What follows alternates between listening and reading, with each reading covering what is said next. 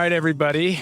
This is Britain here. Welcome to another episode of our podcast, Paradigm Shifting Books. This week, once again, we have on our father, Stephen Covey. We've had him on before. We can't help it. He's great. And he's a lot better than we are. So we're going to have him on again.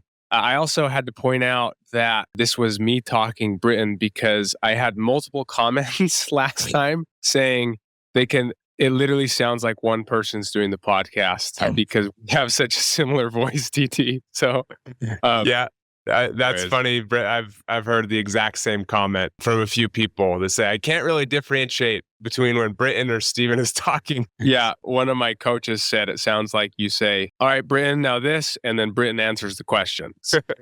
No, Britain asks and answers. Anyways. So yeah, we'll try and distinguish a little bit. Maybe I'll talk with an accent. But we're happy to have our father on again. This time is for his new book, Trust and Inspire. And if you have listened to the previous episode when we talked a little bit about it, perhaps you can be excited about some of these awesome new things we're going to talk about. All right, Dad. So we want to start this off by first talking about what the genesis of Trust and Inspire is.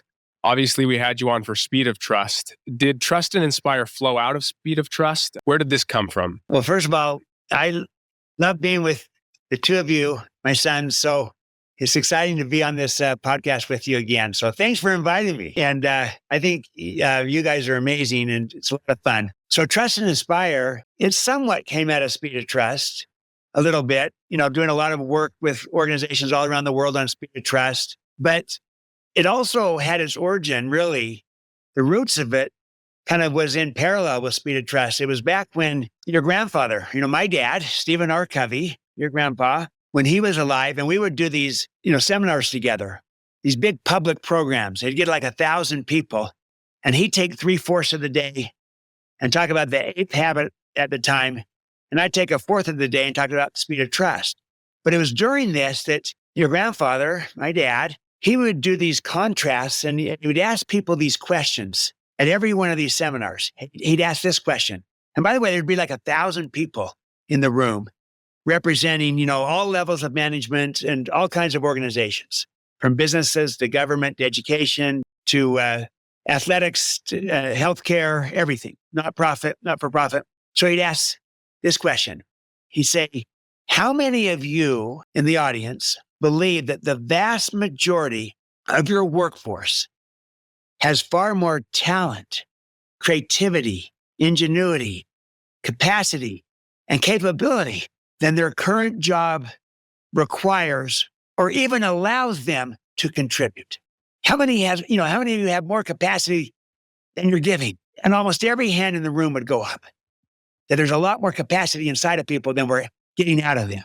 Then the second question would be, and how many of you are under intense pressure to do more with less and less? And again, almost every hand would go up in the room. And it was just the juxtaposition of those two questions that here we are under all this pressure. We got to do more than ever before with less resources. And yet we're not tapping anywhere near into what people are capable of giving. There's a lot more inside of people that we're not getting out. And to me, that's a leadership issue. That's what's wrong with the way that we're leading, that we're not unleashing the potential, the greatness, the talent that's inside of people, and we're leaving it untapped. That's a leadership issue. And I began to think about this and come up with all these contrasts at the time. I didn't call it command and control and trust and inspire until later, but I started to have these contrasts of, kind of the traditional way of leading that doesn't tap into all this talent. And then this new way of leading that taps and unleashes all this talent that's inside of people. And came up with all these contrasts. But it was really doing those seminars with Papa, with your grandfather, got me thinking this way, that the way that we're leading is not working. And it's not tapping into the potential, the greatness, the talent that's inside of people. We got to lead in a new way. So that's really the original genesis. And then as I taught Speed of Trust over time, where I'm teaching people how to build trust, I also gained some new insights that became part of Trust and Inspire. So that's kind of goes way back to the original origin. And it starts with your grandfather. What would you say are the key, and it sounds like you touched on it a little bit, what's the key paradigm of Trust and Inspire, or maybe key paradigms? Maybe it's multiple. Just wanted to ask that up front as you see it. Yeah. Yeah. I think there's a few key paradigms. I do think it's multiple. So here's one is that the world has changed all around us in profound ways, and yet our style of leadership has not changed, or at least it's not kept pace with this changing world. Most people are still operating out of the old model of leadership, the traditional, more hierarchical model. I call it command and control. What's happened is they've gotten better at it. It's become more advanced, more sophisticated.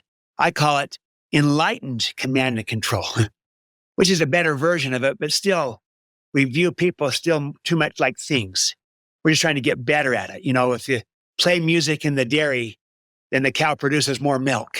We're almost like, trying to play music in the dairy to get more productivity out of people. We've become better, more kind and gentler, but it's still a command and control paradigm.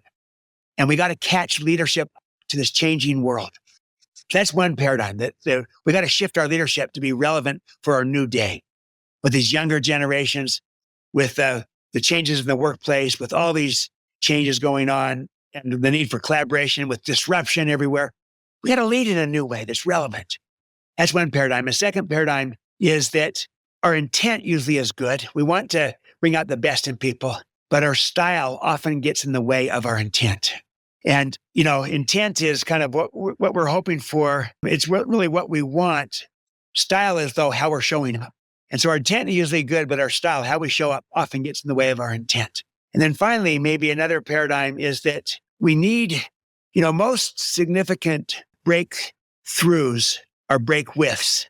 That's what Papa taught your grandfather, a break with traditional theory. So we need to break with the traditional command and control into a break with that whole approach. And so what I'm talking about is not different in degree.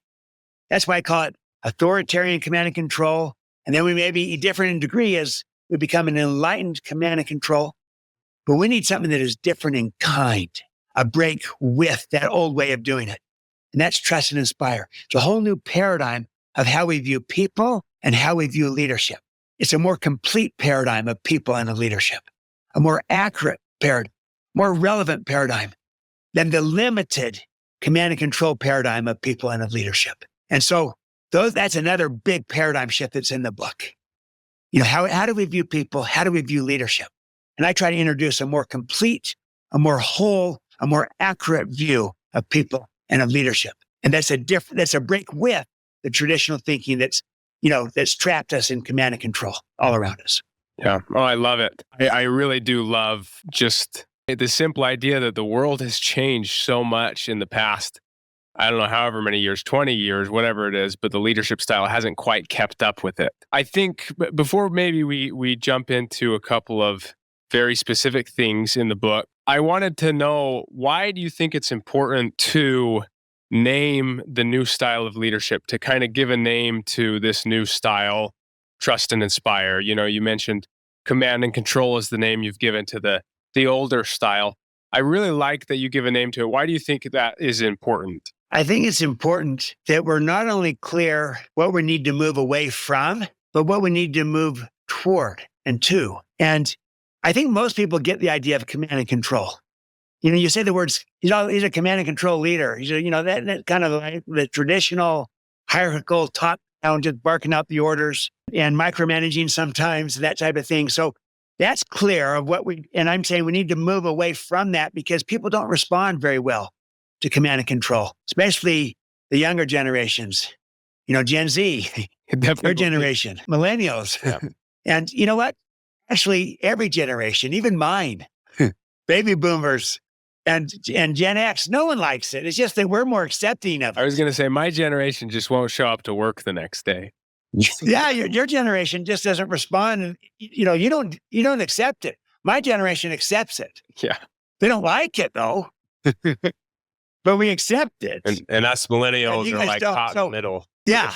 I'm caught in the middle. And then Gen X is a little bit more like the baby boomers on this. They kind of deal with it. They don't like it either. So when I say command and control, most people get it. And most people don't like to be micromanaged, and they don't like the command and control style. So it's one thing to say, okay, we need to move away from this. Great. But what do we need to move toward? And there's a Greek expression that the beginning of wisdom is the definition of terms. So we got to name it.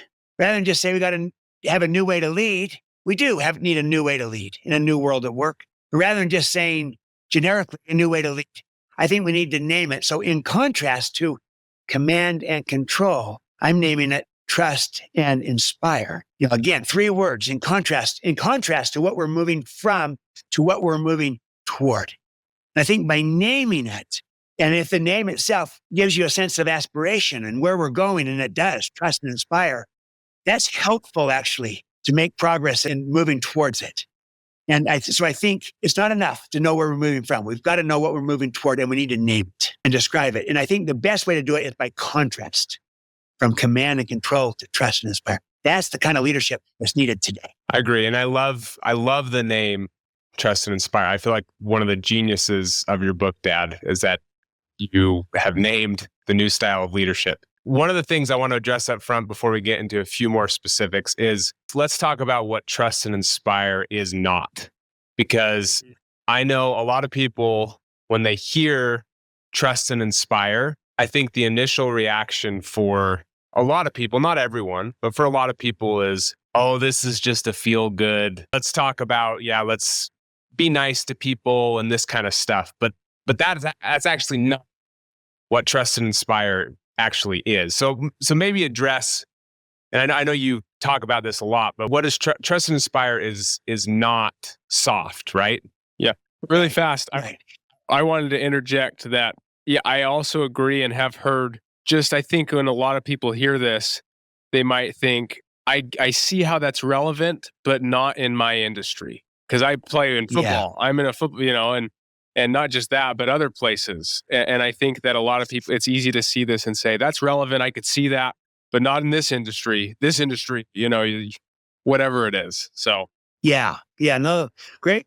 No, this is really important because people, when they hear trust and inspire, they like the idea. It feels aspirational, it feels good, but some do wonder, is this relevant in my world, in my situation, my context, like you said, Britt, in my industry alike? So what it is, what it is not. Here's what it is in just one sentence. Trust and inspire is a style of leadership that gets results. You always got to get results. It's a style of leadership that gets results in a way that grows people and inspires trust. So we're not just getting the result, which we want. We're also developing people, growing people, unleashing talent, and we're building trust along the way. We're bringing people with us. But here's what it is not. It's not soft or weak. No, trust and inspire is strong. I think it's the strongest form of leadership you can demonstrate. Very high expectations, high standards, high demands of people. It's just that you start by seeing the greatness inside of people. So you believe it's in them. You're going to try to bring it out of them. And if you didn't see that greatness, you wouldn't be as demanding of people. So it's not soft or weak. No, it's strong. Trust and inspire is not a lack of control. No, you just shift the control from you having to hover over and micromanage someone to instead building an agreement together around the trust that you're extending to people. And then it's the agreement that governs. So you don't have to micromanage. The agreement governs, but there's expectations and accountability built into the agreement when you extend trust to people. It's not a lack of structure. You can still have all the structure that you need. It's not a lack of vision or direction. No, you could be a very visionary trust and inspire leader. Have all kinds of visions of what you're doing. It's not a lack of high expectations or accountability, because low expectations inspire no one. See, I think that sometimes when people hear trust and inspire and they view it as soft, they're misinterpreting. They're viewing it as kind of like the opposite of command and control. I think trust and inspire, instead of being the opposite, is a third alternative to it. Here's the way to look at it. So if command and control means excessively hands-on, in my leadership style, I'm excessively hands-on. The opposite of that, I would call abdicate and abandon. Abdicate and abandon, that's excessively hands-off. There's no leadership there. There's no vision, no direction, no expectations, no accountability. That's just kind of whatever you do is fine. That's not leadership. Trust and inspire instead is hand in hand. We're doing this with people, but we're doing this with expectations, with accountability. See, a trust and inspire leader can be strong without being forceful. They can be demanding without being demeaning. They can be in charge and have control without being controlling. They can be detail-oriented without being distrusting. They can be authoritative without being authoritarian. And they can be decisive without being unilateral. See, you can be all these things. And so it's a third alternative. It's a better way to lead. And I think it can fit different personalities and, different, strengths that people have. It's not a one-size-fits-all of this soft leader. No, it's a strong form of leadership. It just starts by seeing the greatness inside of people and that your job is to try to unleash it, as opposed to trying to control people or micromanage them. And so, but it can be as strong as it needs to be. So I'll give you an example. Let me tell you who I think is a trust inspire leader in your field, Britt, in football as a coach. I think Nick Saban was a trust inspire leader. And he's very strong, very demanding. And, and people will see the memes of him just slamming his headphones. And the clips of him and Will Muschamp just going crazy on the sideline. Yeah, and yelling at people and this, that. So yeah, he yells a lot, okay? He yells a lot. But you know what? Ultimately, he is just demanding because he believes that people have talent inside of them. And he's trying to bring it out of them. And he does it not only of his players, he did it with his coaches too. And he said, he was quoted as saying this. He said, I want my legacy to be that I helped a lot of people to be successful in their lives. In other words, he wanted to bring out the greatness inside of those people. And he took chances on coaches, gave a lot of people second chances, and saw the greatness in them and greatness in others. And you look at the players that come back to him and with respect. Absolutely. Because of what he brought out of them. So, but his style, an average person might look at him and says, he doesn't seem like a trust inspired leader. He's yelling at people all the time. No, he's still trust and inspire. That's what I mean. You can be very strong. It just starts with the belief that there's greatness in people and your job is to unleash it. Yeah. Not control it. Absolutely. What do you think of that? I mean, I love it because, I'm around people who have played for Nick Saban every day. And like you said, the respect, the reverence they speak his name with in a way. And yes, he was very detail-oriented, extremely detail-oriented, extremely demanding and held people accountable. But they also talk about him, like I said, with a reverence, almost as if he's another father figure and that he held them to a standard that they wouldn't hold themselves to. So I think it can accomplish both. And I think a lot of times too, people misinterpret and mix up, like you said, don't let your style get away of your intent. And I think that happens a lot of times, but you have to be authentic to yourself. I've had coaches who were not the yelling type that come in and try and be the yelling type. And we all just look at each other like, what are you doing? We know that's not you. You know what I mean? Especially the first week as a new coach, they come and try and be this. But then I've had coaches who are the yelling type and you could tell it's just part of their personality. They just got a loud voice, and you respect Guy Holiday, my receivers coach in college, loud voice, yelling all the time. And but if he didn't do that, we were like, okay, what's up with coach? Like something's wrong. So I think you can be authentic to yourself and your personality. You don't have to become a shell and just trust and inspire. Soft skill, right? It's accountability. Anyways, yeah, I love that. Yeah, that's because the key thing is I see the greatness inside of people and try to unleash it, but that might include being demanding. Mm-hmm. It might be clarifying expectations, holding people accountable to those expectations. And someone on the outside might look at that and say, that's not trust and inspire. I would say, absolutely, it's trust and inspire. Yeah. You're not inspiring anyone if there's not clear expectations and accountability to those expectations. You got to live up to it. Otherwise, you're not demanding or asking enough of people. There's more inside of them to give. And also, you can still have your own personality and be your, authentic to who you are and your approach. And so this is not a one size fits all. It's not a soft milk toast approach to leadership. Trust and inspire is a strong approach to leadership. Be your own person, have your own uniqueness, your own personality, your own style, but your meta style, your overarching paradigm is that there's greatness inside of people. You see them as whole people. They have a body, heart, mind, spirit, and I'm trying to bring out the very best in them. Mm-hmm. And then that's how I view people. How do I view leadership? I see that there's enough for everyone. I have an abundance mentality so everyone can succeed.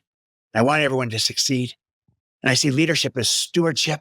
And I see that my job as a leader is to go first, because I believe that that's how enduring influence happens, is that I go from the inside out, not outside in. See, these are fundamental beliefs of a trust and inspire leader, a paradigm, how I view people and how I view leadership that's more complete. And that is where really this is about, not whether someone in their personality likes to, has a uniqueness in how they approach things. They can keep that uniqueness. The real question is, are we unleashing the greatness inside of people? Do we see it? As you are sharing this message, now Trust and Inspire has been out for what, a year now, roughly, or less? Not 2 years now. Oh, about 2 years. 2 Wow. years now. So it's been out for a few years now. You've had the opportunity to be able to share this message all over the world now. What has the response been like as you talk with people, as you speak with people around the world? How do people respond to this? Do people want to talk about it? Do they resonate with it? What's the response been like in your experience? Yeah, it's been amazing and remarkable. People really resonate with it. And they want this to work, because I have people that try to identify a trust inspire leader in their life and try to have them think about someone that was a trust inspire figure, leader, person, coach, mentor, friend, boss in their life, and what that did for them. And what if they could be that kind of person for another? So they want it to work, but they do ask the question that both of you brought up of, will this work for me? Will this work in my industry, my situation? And when I say, yes, it can, there's a third alternative. It's not soft, strong. And when I give them that paradigm that absolutely it can, and that this is more relevant for a changing world, more relevant for a need to work fast and to adapt to disruption and technology changes that are hitting us, and to collaborate and to innovate, to stay relevant, to attract talent, to retain it, to engage it, to inspire it, to deal with all these generations that want to be led in a different way. Then they say, yes, this is so relevant. So they really respond to it. They say it's relevant. It excites them. They're a little questioning if they can apply it in their situation. But then when I lay out a framework of the fundamental beliefs, the paradigm, and then the stewardships, and say you can learn this, you can get good at this, they get really excited that they can do it. So I had exciting reactions from really all over the world, from people and from leaders and from all walks of society, from business, government, education, even military. You think military is ultimate. That's where the words command and control come from for the military. But they respond to trust inspire leaders. And because you got to adapt and respond to how wars are fought today. And you can't command and control your way to everything. You have command and control, a doctrine of command and control, but your style of leadership needs to be fluid and fast. And trust and inspire is fluid and fast.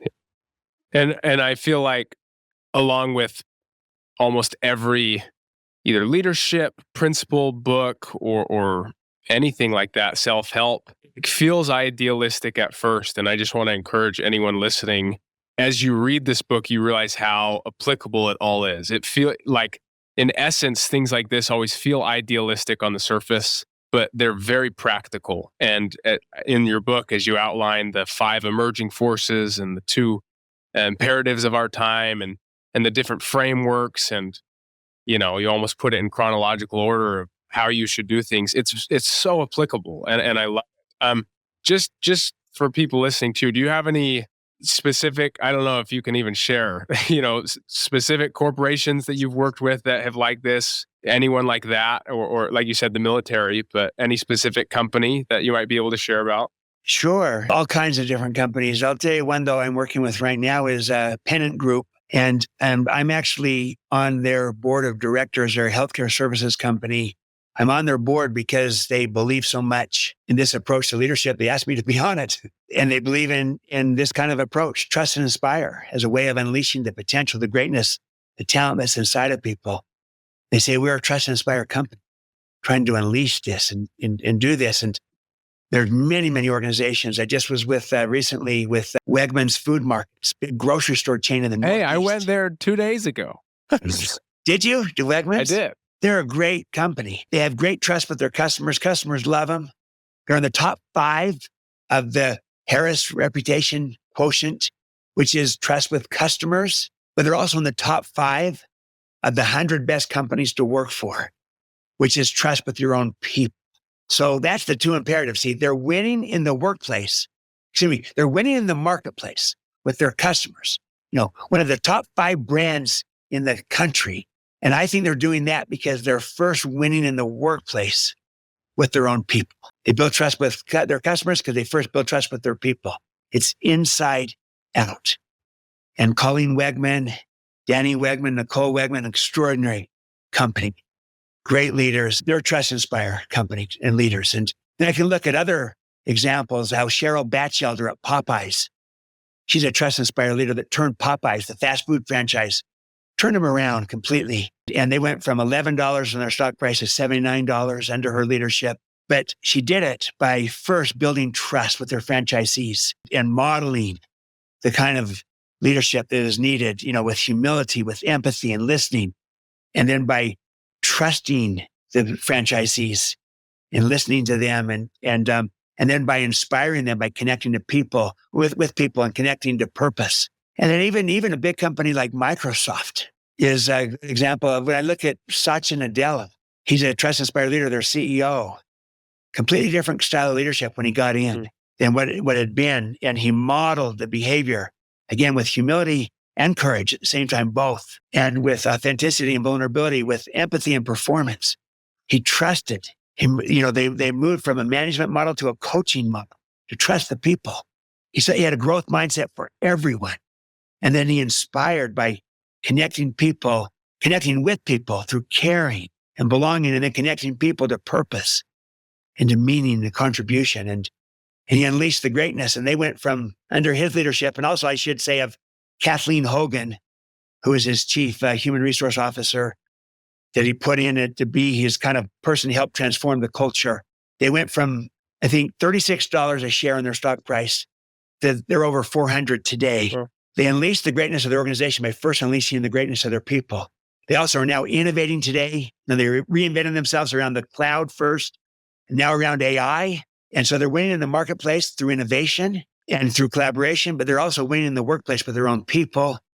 They had a cutthroat, competitive culture that was at war with each other inside before when he came in, and he's turned them into collaborators inside. And they measure thriving, not just engagement, but thriving of their people.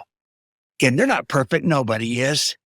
But under Nadella and Hogan and their leadership, they're Trust Inspire leaders, and they've unleashed the greatness of their organization by first unleashing the greatness of their people. So there's all kinds of examples. I could go to education, both universities and K through 12, into healthcare. I mentioned Pennant, and I could go into not-for-profits and in government and military. So people do respond to this. They actually resonate with it. And they do have a little bit of worry. Is this being idealistic? And then when they see how practical and tangible it is, that there's 3 stewardships. You model, you trust, and you inspire. Modeling, trusting, inspiring. And the idea that inspiring is learnable as a skill, that's like a paradigm shift for them. Absolutely. And so they get excited.